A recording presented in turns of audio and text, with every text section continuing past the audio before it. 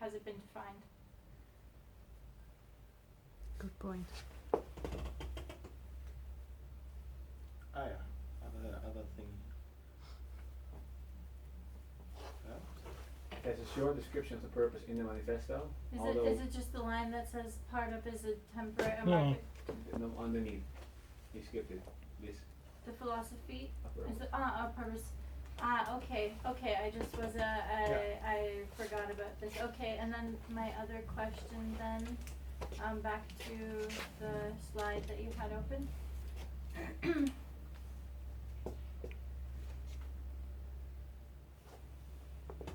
This one?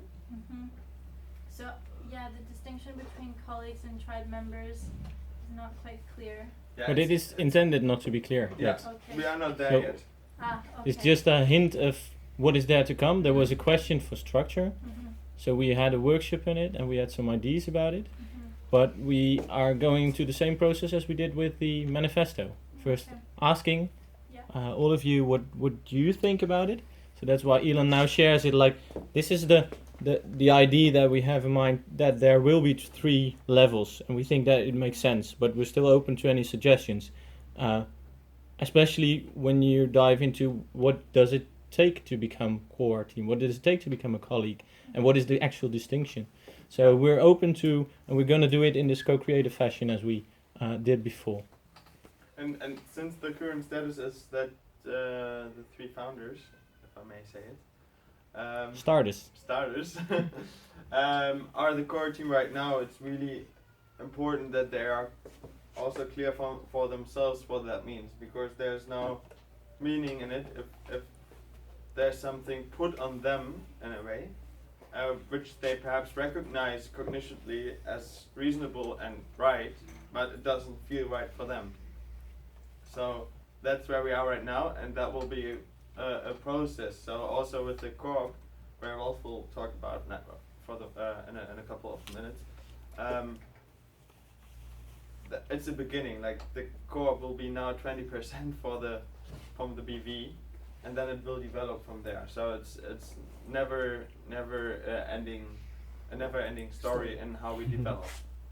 It's a big experiment actually. We're Yeah. at the start of this experiment. So Yes. last year what we did is we just started part of it and found Jasmijn, and found Josje, and found all of you basically,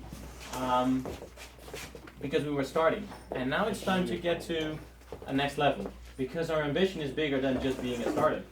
Our ambition is being this distributed organization, community owned, community developed. That's a big experiment, because we haven't learned that at school, we haven't learned that in our practice, but we actually learned that we want to do this in our practice by being in other companies, by being part of the company. We always felt this element lacking, that you not only feel ownership, but you are co-owner of this community, this organization you're working with and for.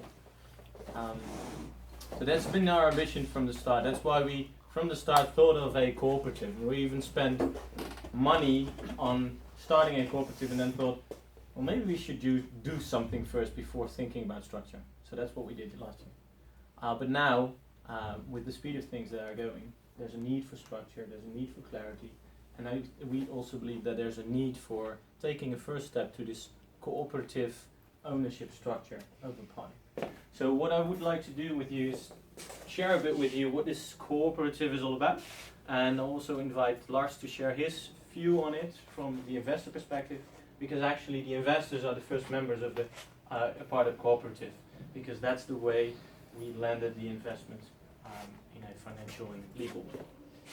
So let me get the presentation. I'm not going to run through the complete presentation, because it basically will take too long. It's called the 101, the part of cooperative 101 for co-workers, and for those that didn't study in an English-speaking country, a 101 is like the basics of, well, in this case, the cooperative, and specifically focused on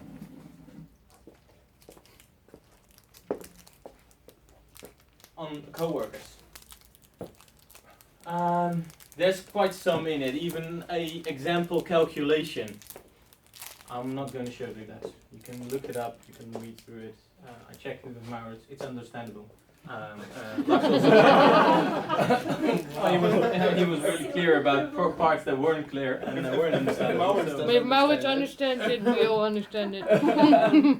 I have high hopes for you. Except for Maurits. No. So what is this Startup Cooperative? I'm actually the founder of the Startup Cooperative. Woo! That's just Eagle's thingy, and it's registered at my home actually. And Jabel, one of the investors, co-founded it. It's a UA, that's a cooperative style, which means that if you're a member, you are not liable. So if the cooperative goes bankrupt, no shit on you. And it has a purpose, and the purpose of the cooperative is mainly securing the financial interest of being a shareholder of Startup. But the interesting thing is that we decided and laid it down that new shares will only be issued to the cooperative. So if Startup increases in value, the only way to do that, to get new investors in, is through the cooperative.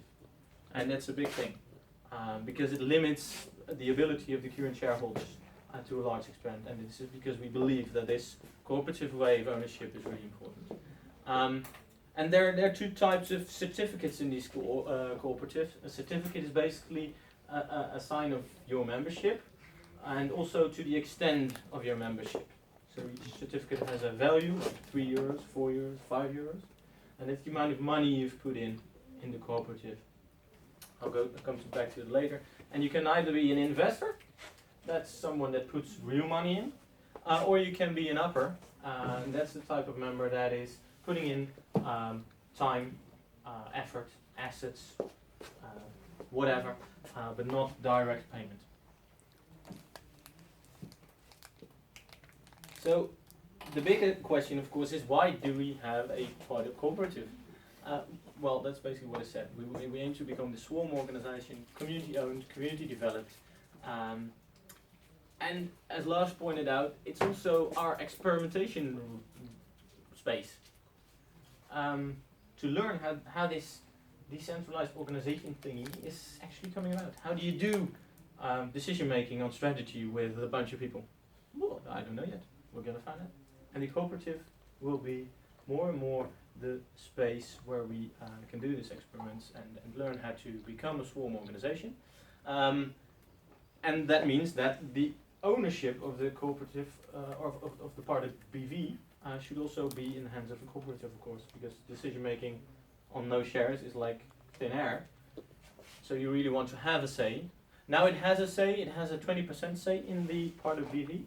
That's why Lars, as a chairman of the board of the cooperative, is also joining the shareholders meeting of the part of BV. We didn't have that formally before, we had a breakfast thingy, but now we'll have a monthly formal shareholders meeting where Lars will also join in. The business coach is Rob? Yes. Or, Yes. yeah. Oh yeah, sorry. Where is it? Yeah. That's The Rob. business goes number 4 then is Rob. Yeah. Now the part of cooperative is that fifth shareholder. Our ambition is that the part of cooperative will be the only shareholder in the end, and the BV will just be the operational entity. And maybe we'll even get rid of that. I don't know. So is it currently like 25, 25, 20, less than 5? No, it's now 20 for the cooperative. It's less than 5 for Rob, and the rest is equally shared between Yeah, everybody. so 25. Yeah, something like that. You're right. And you might say, why did you, the three of you, keep your shares of Startup? Well, it's basically a tax thingy. We would love to have it directly put in the cooperative, but we'll have to take a loan on the tax payments, so that's not a good idea. And why would you then want to become a member? You can become a member as an investor, as a co-worker, or as a premium user. And basically the idea is, if you become a co-owner, that is because you want to be part of this long-term success part. It's co-entrepreneurship. So we'll also think of when will we ask you to become member of the cooperative? Because it is something. It's like, okay, for this part of your contribution, you won't get paid. You actually, and I will explain later, you have to pay for it. And then you become a member of the cooperative, which is maybe quite cool to say, but it also is more about having this long-term commitment and part of the community, part of this experiment, shaping the future of this decentralized organization, this swarm organization that part will be. And if we are successful, but it's the third point, if we are successful together, then it's also a way to have a bonus or an extra financial gain of this success. Like being a shareholder, but not with the in an more easy way. So yeah, there is financial gain because if we have profits, then we can decide to transfer part of this profit to the cooperative, which then will share it with the members of this cooperative. And yes, if there's a new investment at a higher valuation than the current valuation, then virtually your certificates will be more valuable, but it's still a virtual thing. Then we also have an idea, but that's in the future, to have an internal market for these certificates. So whenever you want to sell your certificates or buy new certificates, that could be established in this internal market. So this is a couple of steps ahead. So basically internal markets you can only sell shares to people who already have shares? Or that become part of the new members of the cooperative. But you can only sell it to members of the cooperative and not to just any person outside. You can try, but then you have to first make them a member. And So it's not a true secondary market in that sense? No. There's no gambling. You can't do food options and call options and stuff like that. How to become a member, and I'm mainly focused on being an upper member. Investor is closed, that option is closed for now until the next investment round. Becoming an upper member, what we did actually, we have raised 657,000 euros in this investment round, of which 400,000 euros is new cash, so that's the money on our account right now, and some will be had. And there is 135,000 euros, which we already loaned last year and which is now converted to shares for the cooperative. And we have a reservation of a 121 something thousand euros, 500,000 euros. And this reservation is actually the potential for us to have you on as members of the cooperative. And to make it really easy, Teun, Ilan and Wouter already have a contract which says we'll pay you per day this amount of money and we'll pay you per quarter this amount of money per workday. So per quarter they send in an invoice stating I've worked for this amount of days. This was the tariff we agreed on. So this is the total amount of money I would like to receive. And then we say you're not going to get the money, but you're going to get certificates in the cooperative. So it's actually an extra payment to recognize the effort you've put in, but it's a long-term payment, so not in money, but in certificates. Well, that's basically what's in there, and there's VAT and stuff's involved, but that's maybe too much of a detail. So basically the loan that you have outstanding with Ilan and me is then valued differently than the loan that was introduced by initial investors. Yes. So we value money currently over time. At least when it comes to people that put in time that already get rewarded partly for this with money. So in your case you get, I don't know how much is it? 60 an hour. So now we did it on a daily basis, but that's your rate. That's what we agreed on. We looked at it with the we want to go to co-budgeting, so we looked at it with the development swipe. Okay, this is a fair amount to pay you, but actually your rate is way higher if you would be open in the market. And we find a way to compensate you, and also Teun and also Ilan, and Eric will be working on this next week for the others also to evaluate your effort. But that's on a different level than getting new cash in right now. So that's why Lars' prior investment was on a €3 per certificate rate, and your new investment was on a €4 per certificate rate. So there we have a distinction between €3 for money for last year, €4 money now, and €5, well actually future value in the cooperative. It's arbitrary, we made Yes, a very choice. often, because money But is so that's- easy to get right now. The interest rate is 0%. So why Yeah. would you value money in hand more than hard to get people? Yeah, because it's a combination always. So it's not like we're gonna pay people fully in certificates. So Yeah. then that would be the case. Yeah, Now okay, it's makes sense, the yeah. certificates are an extra on a given amount of money you get from working a day for part-time. So and that's basically the rationale behind it. And you have to remember, it's easy to get money when you have something to give back to the bank if you can't pay.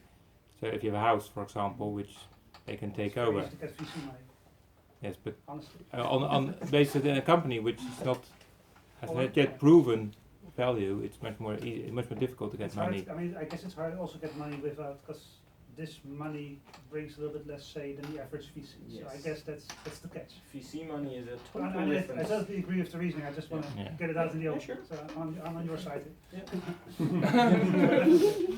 So this is the rationale behind our thinking, and that's what we have in place right now. So now the question is, okay, then you're a member because you've worked with Pardip. Maybe in the future even premium users can become members of Pardip. We don't have that in place yet, but it's a thought because we also want our users in our community. But how does it work then? And this is a blah blah blah blah blah. We're not going into the details. Basically, this is our experimentation realm. But there's a few rules set up front in this experimentation because, well, to get investors in, we need to make some agreements on what is decided. So the basic thing is that decisions are made on a one vote per certificate. And this is totally different from cooperatives all around in the world. There it's one member, one vote. And we say no, it's the amount of time, effort, money you put in the part of cooperative determines the say you have. And then decision is just made on a democratic basis, majority vote.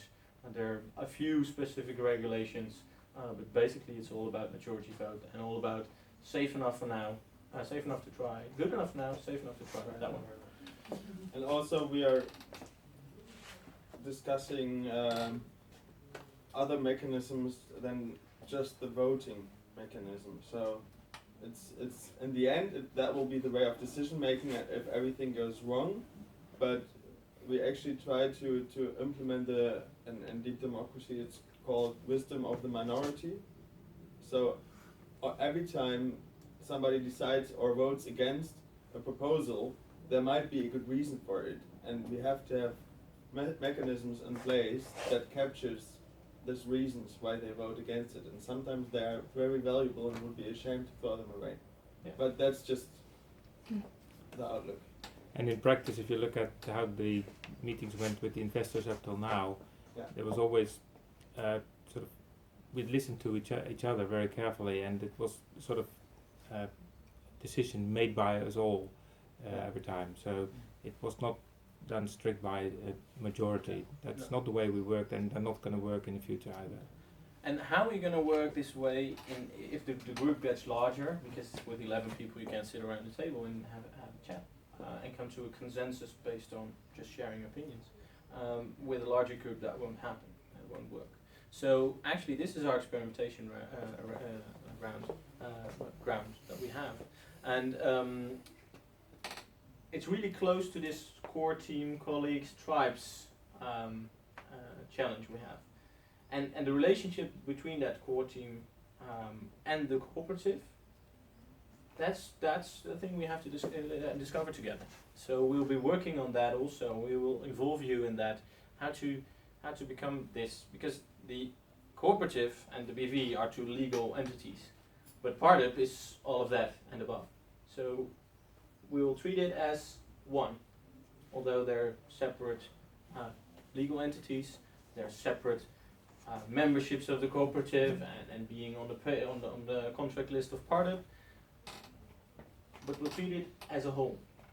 There are investors, there are co-workers, there are founders, there are tribe members, and how are we all going to work together in a way that really gets the speed that we have to another level.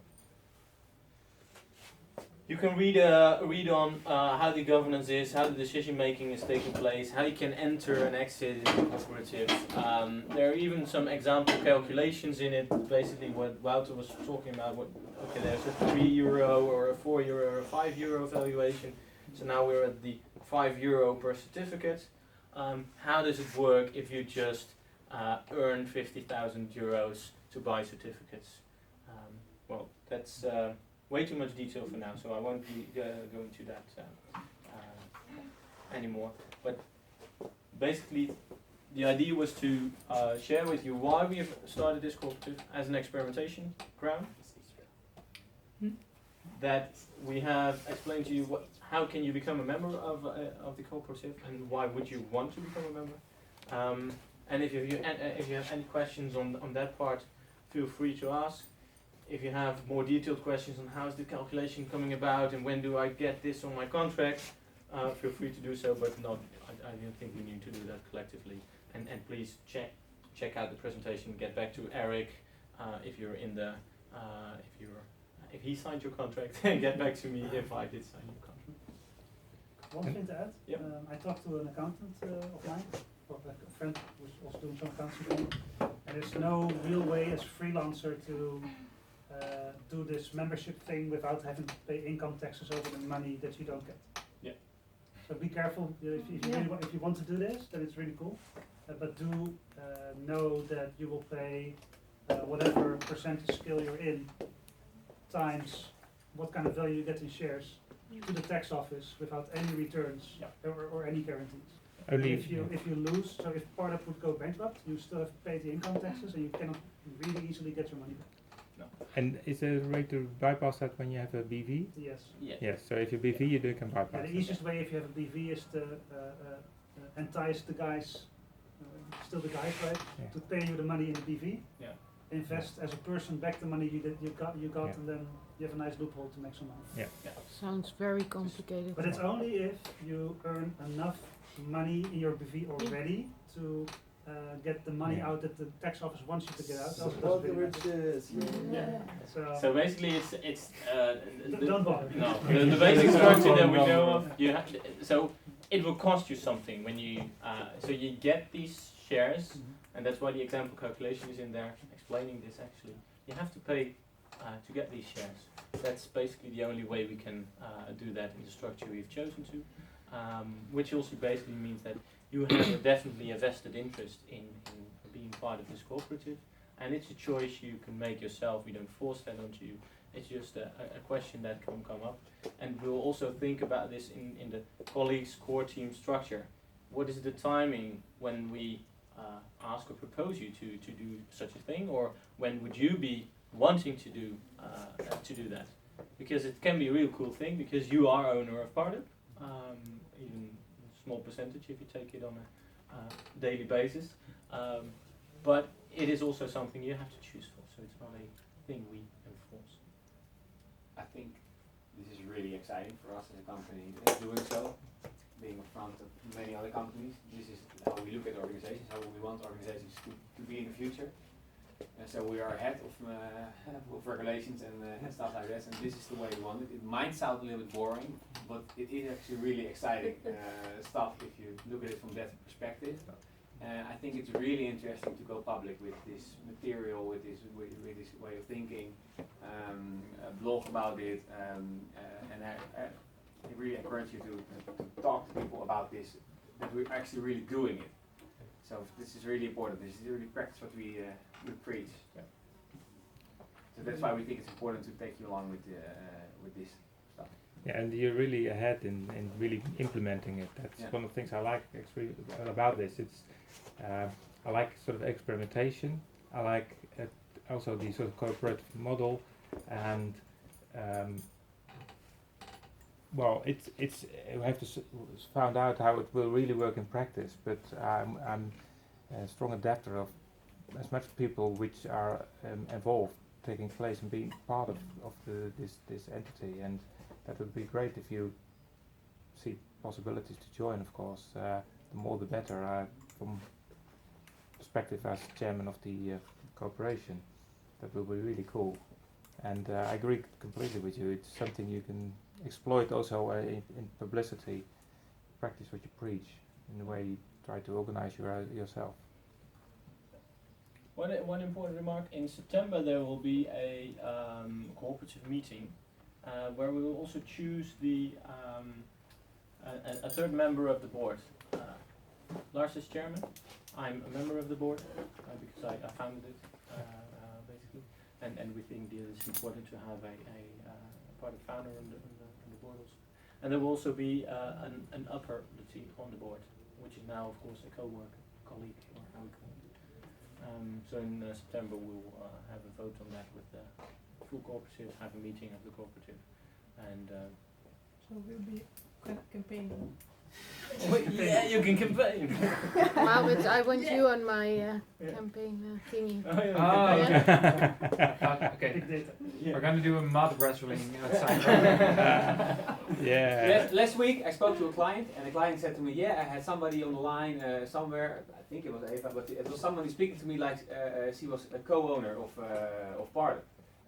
How many people are co-owner of Parlor?" And I said, "Yeah, we want the whole team to be co-owner of Parlor." And we're actually realizing it, and said, "Well, it's great that it already feels like when you're communicating with people from Parlor that everybody's co-owner of the team." Yeah. And that's what we want to achieve. What's the minimum you can become member? There's no minimum. No minimum, so why not? Yeah, minimum is 5. Yeah. You have one. Well. Okay. So it's just If one there's- share, just yeah. hang on the wall. So the threshold is not that high to become one.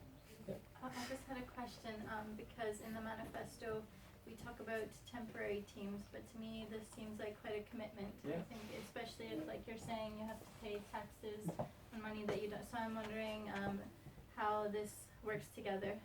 It's not that, it's not that terrible, right? So if, No, I'm not if saying you take it's an terrible. hourly rate of 60, you get 20 in certificates. Netto, you get down to 50.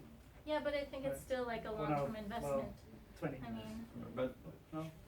perhaps to how I see it, temporary teams work the best in a trust-based community, and communities are always long-run. So we believe in temporary teams concerning getting stuff done. We still believe in commitment to each other and caring about each other, and that's always a long-run thing. And then the cooperative is for long-term strategy as well. And if there's people who just care about short-term revenue and want to be out as fast as possible with the highest amount of money there is they can make, it also wouldn't suit our beliefs that much. So I think that's something important maybe to include in the manifesto, because right now I don't know if it's entirely clear. The rates are clear. Pardon? The rates are clear. The rates, I wouldn't be here for the money. yeah, Honestly. no, I mean, I agree I mean, completely, it's still great, but, but- you know, it's yeah, no, I agree, but I'm just, that's something that might come up when people are I looking think, at I think this. I think it's a good point. Actually, Josh asked when we were outside. I missed the point completely. An hour ago. Well, basically, you asked the same question. There is a cooperative or a long-term engagement, and at the same time, we're talking flexible teams. And I think this is the basic one of the biggest learnings over the last year is that flexible teams only come about if there's a high enough level of trust in the community.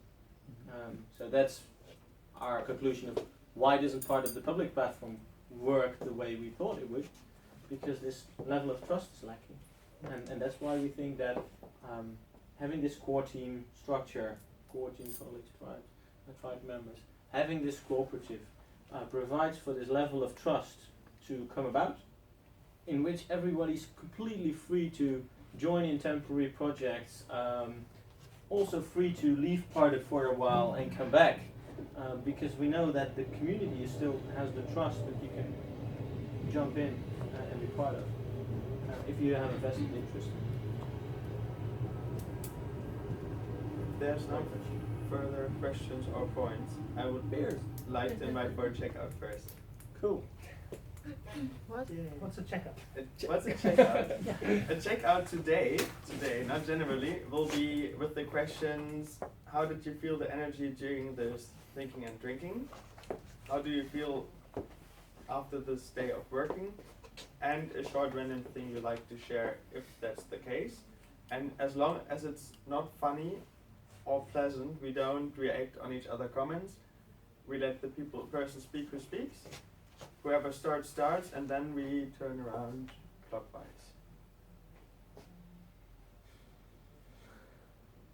Maybe you can give us an example. I'm super tired. It was way too early today in the morning.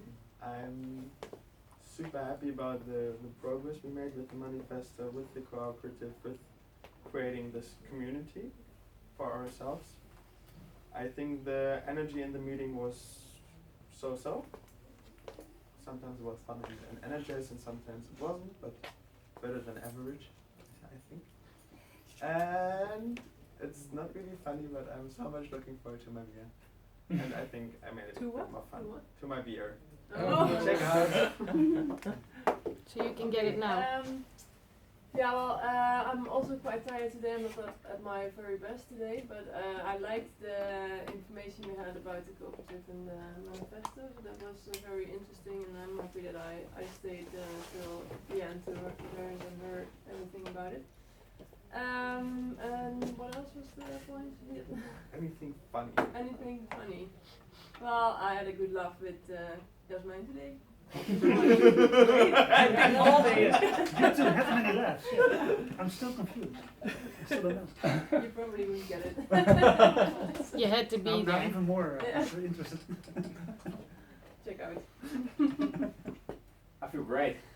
I feel like we're entering the next phase of Bardo.